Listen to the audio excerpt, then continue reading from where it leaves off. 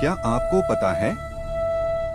अगर यह जानकारी आपको नहीं पता, तो हम आपको बता रहे हैं भगवान श्री कृष्ण कौन हैं, उनका वास्तविक ज्ञान क्या है और वे मनुष्य जीवन को क्या संदेश देते हैं। भगवान श्री कृष्ण केवल एक युग, एक कथा या एक धर्म तक सीमित नहीं हैं। वे चेतना हैं, वे प्रेम हैं, वे नीति हैं, वे कर्तव्य हैं और वे उस रहस्य का नाम है जिसे समझ लेने के बाद जीवन बोझ नहीं, उत्सव बन जाता है। श्री कृष्ण को समझना मतलब जीवन को समझना, और जीवन को समझना मतलब स्वयं को पहचानना। वे जन्म लेते हैं, लेकिन जन्म से परे हैं। वे कर्म करते हैं, लेकिन कर्मों के बंधन में नहीं बंधते। वे मुस्कुराते हैं, हंसते हैं, प्रेम करते हैं, युद्ध कराते हैं और फिर भी सबके भीतर शांति का स्रोत बने रहते हैं। श्री कृष्ण का सबसे बड़ा रहस्य यही है कि वे हर मनुष्य को उसी रूप में मिलते हैं जिस रूप में वह उन्हें समझना चाहता है। किसी के लिए वे बालक हैं, किसी के लिए सखा, किसी के लिए प्रेमी, किसी के लिए मार्गदर्शक और किसी के लिए साक्षात ब्रह्मा। उनका जीवन यह सिखाता है कि ईश्वर कहीं दूर नहीं, बल्कि हमारे रोजमर्रा के निर्णयों, संघर्षों और प्रेम में छिपा होता है। वे हमें यह नहीं सिखाते कि संसार छोड़ दो, बल्कि यह सिखाते हैं कि संसार में रहकर भी उससे बंधे मत रहो। जब मनुष्य दुख में होता है, तो वह अक्सर ईश्वर से प्रश्न करता है कि मेरे साथ ही ऐसा क्यों? श्री कृष्ण का उत्तर बहुत शांत और गहरा है। जो हो रहा है, वह तुम्हें तोड़ने नहीं, तुम्हें गढ़ने के लिए हो रहा है। जीवन में हर पीड़ा एक पाठ है, हर हार एक तैयारी है और हर प्रतीक्षा एक परीक्षा। श्री कृष्ण यह नहीं कहते कि दुख नहीं आएगा, वे कहते हैं कि दुख के बीच भी मुस्कुराना सीखो, क्योंकि वही सच्चा बल है। श्री कृष्ण का ज्ञान किसी भारी शब्दों में नहीं, बल्कि सरल उदाहरणों में प्रकट होता है। वे कहते हैं कि जैसे वस्त्र पुराने हो जाने पर त्याग दिए जाते हैं, वैसे ही आत्मा शरीर बदलती है। यह विचार मृत्यु के भय को जड़ से हिला देता है। जब यह समझ आ जाता है कि मैं यह शरीर नहीं हूँ, बल्कि इससे कहीं आगे हूँ, तब जीवन का डर स्वतः कम हो जाता है। तब मनुष्य रिश्तों में भी अधिक सच्चा होता है, क्योंकि उसे खोने का भय नहीं सताता। प्रेम की बात करें तो श्री कृष्ण का प्रेम किसी शर्त का मोहताज नहीं। उनका प्रेम अधिकार नहीं मांगता, बल्कि स्वतंत्रता देता है। वे यह नहीं कहते कि केवल मुझसे प्रेम करो, वे कहते हैं कि जिससे भी प्रेम करो, पूर्णता से करो। उनके लिए प्रेम पूजा है और पूजा ही प्रेम। यही कारण है कि उनका नाम लेते ही मन शांत होने लगता है, क्योंकि वहाँ कोई डर नहीं, कोई दबाव नहीं, केवल अपनापन है। श्री कृष्ण का जीवन यह भी सिखाता है कि नीति हमेशा सीधी रेखा नहीं होती। कई बार अधर्म को रोकने के लिए कठोर निर्णय लेने पड़ते हैं। वे यह नहीं कहते कि सब कुछ सफेद या काला है। वे यह समझाते हैं कि परिस्थिति के अनुसार निर्णय लेना ही सच्ची बुद्धि है।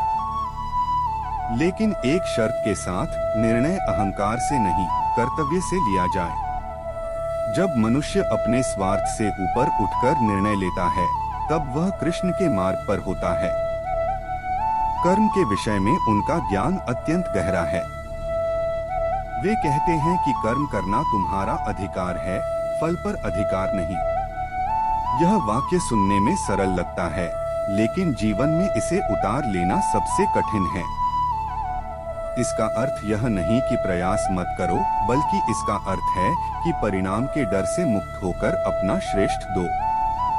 जब मनुष्य फल की चिंता छोड़ देता है, तब उसका कर्म शुद्ध हो जाता है और वही शुद्ध कर्म अंततः श्रेष्ठ फल देता है। श्री कृष्ण यह भी बताते हैं कि मन ही मनुष्य का सबसे बड़ा मित्र है और सबसे बड़ा शत्रु भी। जो मन नियंत्रित है, वह जीवन को साध लेता है, और जो मन भटका हुआ है, वह सब कुछ होते हुए भी दुखी रहता है। इसलिए वे बाहरी साधनों से पहले भीतर की यात्रा पर जोर देते हैं। आत्मचिंतन, संयम और संतुलन यही उनके मार्ग के स्तंभ हैं। वे यह भी स्पष्ट करते हैं कि भक्ति का अर्थ संसार से भागना नहीं। सच्ची भक्ति वही है जो मनुष्य को अधिक जिम्मेदार, अधिक करुणामय और अधिक जागरूक बनाती है। जो व्यक्ति केवल पूजा करता है लेकिन अन्याय देखकर चुप रहता है, वह उनके मार्ग पर नहीं है। श्री कृष्ण के अनुसार भक्ति और कर्म अलग नहीं हैं, दोनों एक ही सिक्के के दो पहलू हैं। जीवन में जब मनुष्य अकेला महसूस करता है, तब श्री कृष्ण का संदेश बहुत सांत्वना देता है। वे कहते हैं कि तुम कभी अकेले नहीं हो। जिस दिन तुम अपने भीतर झांकना सीख लोगे, उसी दिन जान जाओगे कि मैं हमेशा तुम्हारे साथ हूँ। यह साथ किसी चमत्कार में नहीं, बल्कि उस साहस में प्रकट होता है जो कठिन समय में तुम्हें आगे बढ़ने की शक्ति देता है। वे यह भी सिखाते हैं कि तुलना दुख की जड़ है। जब तक मनुष्य स्वयं को दूसरों से तुलना करता रहेगा, तब तक वह संतुष्ट नहीं हो सकता। हर व्यक्ति की यात्रा अलग है, हर आत्मा का उद्देश्य अलग है। अपने मार्ग पर ईमानदारी से चलना ही सबसे बड़ा धर्म है। श्री कृष्ण का मार्ग किसी और जैसा बनने का नहीं, बल्कि अपने सत्य को पहचानने का मार्ग है। उनका ज्ञान यह भी कहता है कि परिवर्तन से मत डरो। जो बदलता नहीं, वह सड़ जाता है। जीवन का स्वभाव ही परिवर्तन है। जब मनुष्य परिवर्तन को स्वीकार कर लेता है, तब वह बहाव के साथ चलना सीख जाता है, संघर्ष कम हो जाता है और शांति बढ़ जाती है। श्री कृष्ण परिवर्तन को विनाश नहीं, नवसृजन मानते हैं। वे यह भी बताते हैं कि क्रोध, लोभ और अहंकार मनुष्य के सबसे बड़े शत्रु हैं। ये बाहर से नहीं आते, भीतर से जन्म लेते हैं। इन्हें दबाने से नहीं, समझने से समाप्त किया जा सकता है। जब मनुष्य यह जान लेता है कि क्रोध उसे स्वयं को ही जलाता है, तब वह धीरे धीरे शांति की ओर बढ़ता है। श्री कृष्ण का जीवन यह प्रमाण है कि आनंद कोई परिस्थिति नहीं, बल्कि दृष्टि है। वे कठिन से कठिन समय में भी मुस्कुराते हैं, क्योंकि उनका केंद्र बाहर नहीं, भीतर होता है। जब मनुष्य अपने भीतर स्थिर हो जाता है, तब बाहर का तूफान उसे डिगा नहीं पाता। वे यह भी कहते हैं कि ज्ञान बिना करुणा के अधूरा है। यदि तुम्हारा ज्ञान तुम्हें दूसरों के दुख के प्रति संवेदनशील नहीं बनाता, तो वह केवल सूचना है, बुद्धि नहीं। सच्चा ज्ञान वही है जो मनुष्य को विनम्र बनाता है, कठोर नहीं। अंततः श्री कृष्ण का संदेश बहुत सरल है, जीवन से भागो मत, जीवन को जियो। अपने कर्तव्य निभाओ, लेकिन मन को मुक्त रखो। प्रेम करो, लेकिन आसक्ति में मत बंधो। कर्म करो, लेकिन अहंकार मत पालो। जब मनुष्य इस संतुलन को पा लेता है, तब वह स्वयं ही शांति, आनंद और अर्थ का अनुभव करने लगता है। श्री कृष्ण कोई दूर की सत्ता नहीं, बल्कि जीवन जीने की एक कला है। जो इस कला को समझ लेता है, उसके लिए जीवन बोझ नहीं, एक मधुर संगीत बन जाता है, जहाँ हर सुर में अर्थ है और हर मौन में भी गहराई। श्री कृष्ण का ज्ञान जितना बाहर दिखाई देता है, उससे कहीं अधिक भीतर छिपा हुआ है। वे शब्दों से कम और अनुभूति से अधिक सिखाते हैं।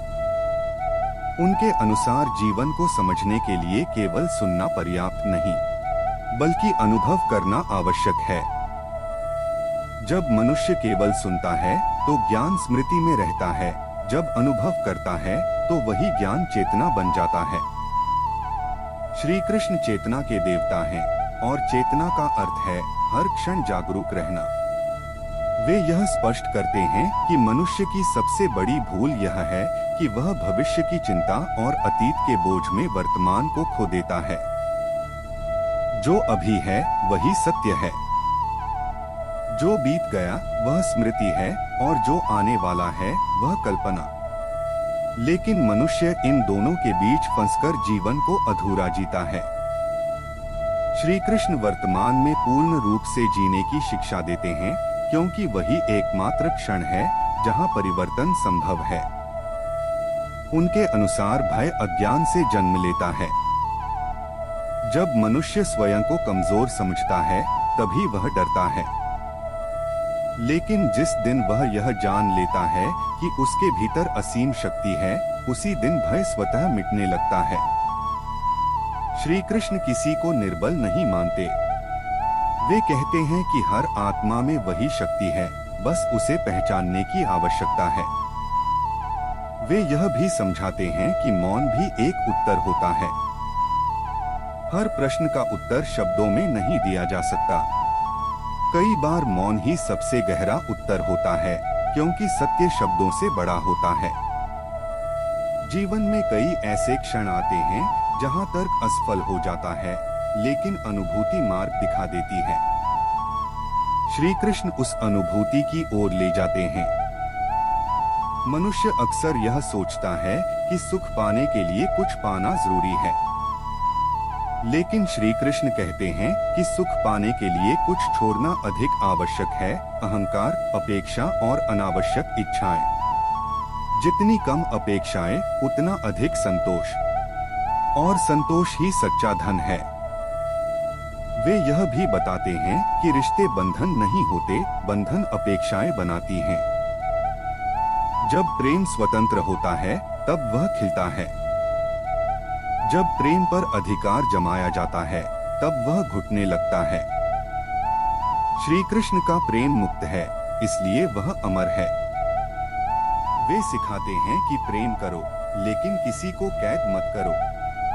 श्री कृष्ण का जीवन यह भी दर्शाता है कि हर भूमिका पवित्र हो सकती है, यदि उसे पूर्णता और ईमानदारी से निभाया जाए।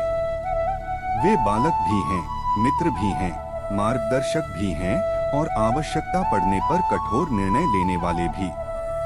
इससे यह स्पष्ट होता है कि जीवन में कोई एक ही भूमिका नहीं होती।